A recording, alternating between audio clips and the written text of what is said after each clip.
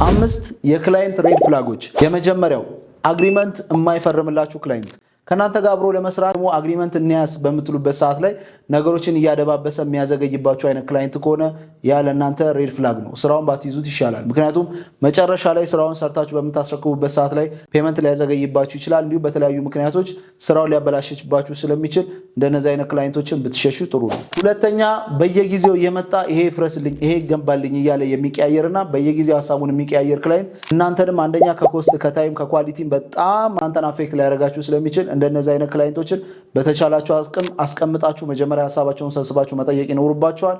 ወይም ደግሞ እንደዛም አድርጋችሁ የማይሰሟችሁ ከሆነ ግን ደግሞ ከእንደዚህ አይነት ክላይንቶች ብትርቁ ሰጀስት አደርጋለሁ። ሶስተኛ ደግሞ ከኳሊቲ ይልቅ ብር ላይ ሁሌ ትኩረት የሚያደርግ ክላይንት ለእናንተ ስራችሁን እጀ ሰባራ ነው የሚያደርግባችሁ።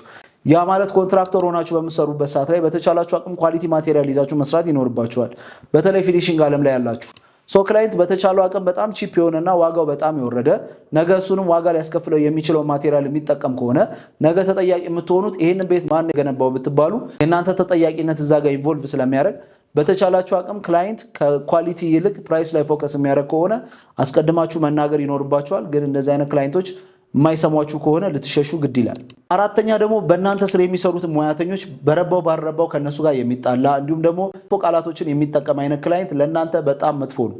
ይሄ ማለት በእናንተ ስር ያሉ ሙያተኞችን ዲስሪስፔክት ማድረግ እናንተንም ዲስሪስፔክት ማድረግ እስከሆነ ድረስ ከነዚህ አይነት ክላይንቶች በጣም ማራቅና መሸሽ ይኖርባቸዋል። ይህ ማለት ማንኛውንም አይነት ሀሳብና ቅሬታ ካለው ክላይንት ወደ እናንተ ነው እንጂ መምጣት ያለበት ሙያተኞቻችሁን እየተሳደበ ወይም ደግሞ ክፉ ቃላት እየተናገረ ሊያስቀይምባችሁ አይገባም። አምስተኛ ላይ ደግሞ ስራ በምትሰሩበት ሰዓት ላይ ጠጋ እያለ የእናንተን ፕሮፊት ቼክ የሚያደርግ ክላይንት እኛ በምንሰራበት ሰዓት ላይ እንግዲህ አንዳንድ ክላይንቶች ከስንት አንድ ነው ጠጋ እያሉ የእናንተን ፕሮፊት የምታገኙበትን ቼክ የሚያደርጉ ክላይንቶች መጨረሻ ላይ የእናንተን ፔመንት የማስቀረት ቻንሱ በጣም ከፍተኛ ነው።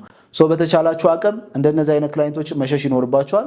ፕራይቬት የሆኑ ነገሮችን ለራሳችሁ ኪፕ ማድረግ ይኖርባቸዋል። እንደ ቦነስ ደግሞ ምንጊዜ እኔ ሪኮመንድ የማደርገው ነገር ብዙ ጊዜ ከክላይንት ጋር አግባብ የሌለው ቅርርብ መናናቅን ሊፈጠር ስለሚችል በተቻላችሁ አቅም ያገናኛችሁ ስራ እስከሆነ ድረስ ስራችሁን ሰርታችሁ ከዛ ቦታ ዞር ማለት ይኖርባችኋል ማለት ነው።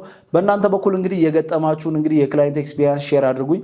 ሀሳብ አስተያየታችሁን እዚህ ኮሜንት ላይ ሴክሽን ላይ አስቀምጡልኝ። መልካም ቀን።